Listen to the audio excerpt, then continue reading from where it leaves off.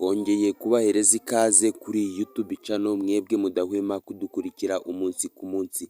Ibi ni ibyemezo by'inama ya minisitiri yo kuri uyu wa 8/7/2025, aho NESA yari yihuje na REB bagafata imyanzuro myinshi igiye kugira impinduka mu burezi. Ndagushishikariza kumva izi mpinduka zigiye kuba niba ufite umunyeshuri cyangwa ukaba uri umunyeshuri ukurikiye, ndetse bamwe mu barimu babigisha icyongereza mubona imbere zanyu, benshi muri bo bashobora kuba bagiye kuba fired cyangwa se bagiye kuba babacezinga bakabirukana mu kazi kubera ko batabasha kumva neza ibyo babigisha. Wa mwarimu ubona uzakaguhagarara imbere mu cyongereza yigisha pipiza, abo bose bagiye kwirukanwa mu bijyanye n'uburezi kubera ko NESA na REB basobanuye ko abo bose badashoboye akazi bakora. Reka nguhereze ikaze muri kino kiganiro nkubwire ngo njye tujye kubana ndi Isa uri kuri Rwanda Room TV. Niba uri mushyashya ukanda subscribe kugira ngo tujye tubona ibiganiro byinshi bigiye bitandukanye. Kuko nabikubwiye, REB yifatanyije na NESA. Iki REB ni ikigo cyateguraga ibizami mbere, ariko kuri ubu ngubu gisigaye gishinzwe uburezi hano mu gihugu cy'u Rwanda. Naho NESA ho ni ikigo gifatanya na REB mu kureberera abanyeshuri, ariko NESA ikaba ifite inshingano zo gutegura ibizami bya leta. Bose rero bihuje, cyangwa se ibigo byombi byihuje, birebera hamwe ikibazo kiri mu burezi ndetse banakivugutira umuti, ku buryo impinduka zigiye kuba mu burezi ziteye ubwoba, kandi nkeka ko hari byinshi zigiye kuba zahindura mu gihugu cy'u Rwanda. By'umwihariko ku bijyanye n'abarimu bigisha icyongereza, bigiye kubagiraho ingaruka nziza ndetse n'ingaruka mbi.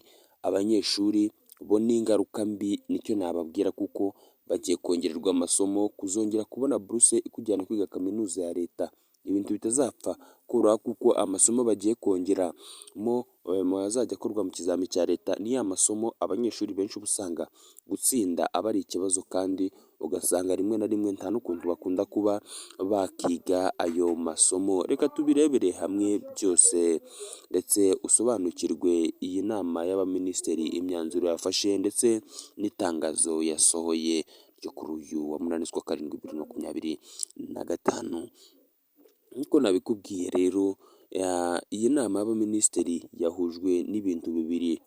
Icya mbere ari nacyo tugiye guheraho, ni uburyo bareba uburyo bateza uburezi bwo mu Rwanda imbere. Barebye basanga buranga abarimu bigisha icyongereza nibo bantu ba mbere bagomba kugira uruhare mu guteza uburezi bwo mu Rwanda imbere, kubera ko ngo amasomo yose abanyeshuri bo mu Rwanda bayiga mu cyongereza, ariko ugasanga abo barimu nabo bakibigisha ngo ntacyo bazi.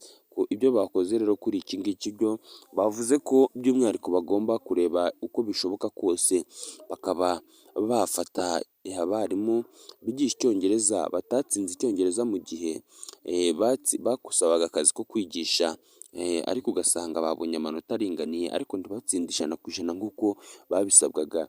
Aba bose bagiye gusubizwa mu kwiga kugira ngo babashe nabo kongera ubudahangarwa mu kuvuga icyongereza. Ikindi kandi imishahara yabo izagabanywa, kuko banzuye ko amafaranga bahembwa atariyo bagakwiye kuba bahembwa. Ayo bahembwa ngo ni menshi cyane ugereranyije ubwo n'ubushobozi bafite, kuko niba umwarimu yarakoze ikizami cyo gusaba akazi mu cyongereza akabona amanota 70, bamusabye 80, ubwo tayari nyine babifashe nk'aho yatsinzwe. Ibi byose rero bikaba ari bigiye kuba ku barimu, imishahara yabo ikagabanywa. Ikindi kandi nabo bagategekwa kuba basubira kwiga igitaraganya, ururimi rw'icyongereza, kugira ngo bajye bigisha ibyo babasha nabo kumva. Tudatinze rero, ibigiye kuba ku banyeshuri ni agahomamunwa, kubera ko amasomo agiye kongerwa mu masekisiyo ateye ubwoba. Ni ibintu bitigeze kuba mu gihugu cy'u Rwanda, ntibyigeze no guteganywa. Ni nyuma y'uko mu gihugu cy'u Rwanda hari kubamo impinduka nyinshi pe, tutigeze tunakeka ko zigera zinabaho, ariko uyu mwanya nyine byose byemewe kandi byamaze no gutangazwa. Icyamaze kuba ni iki: bamaze kwemeza ko mu bijyanye n'uburezi abanyeshuri bagomba kuzajya bakora amasomo menshi mu kizami cya leta. Ubundi wasangaga mu kizami cya leta abanyeshuri benshi bakoraga amasomo guhera kuri 5 kugeza kuri 6, havuyemo abiga ubwubatsi bakoraga modile zigera kuri 22, ariko abandi bose ugasanga bakoze udusomo 5 biga muri segisiyo, uretse guhera mu wa gatatu mu bizami bya leta bakoraga amasomo 9, ariko guhera mu wa gatandatu segonderi wasangaga bakoraga amasomo agera kuri 5 gusa, ariko uyu mwaka bazakora ikizami bose muri segisiyo babashyiriyemo Icyongereza, ubutaha bazakora imibare, Igifaransa ndetse na sayikoloji mu kizami cya leta. Ibi ngibi akaba ari byo iyi nama y'abaminisitiri yemeje. Ibi ngibi rero bikaba byateje inkeke by'umwihariko mu banyeshuri ndetse n'abarezi, kubera ko usanga abanyeshuri benshi Igifaransa atari ikintu bakunze gutsinda, Ikinyarwanda bakigaga bakinigirija, naho imibare yo n'ibyaterera ku buryo bawumva batanayiga, kuko imibare buriya ni isomo rikomera, ujye uryumva uritinye unaryubahe, kuko iri somo risaba umuhanga rigasiba undi. Ibyo rero inama y'abaminisitiri yo kuri uyu wa 8/7/2025 yanzuye ku bijyanye n'uburezi. Twabanye Isa, niba uri mushyashya kuri YouTube channel kana subscribe kugira ngo tubane byinshi bigiye bitandukanye.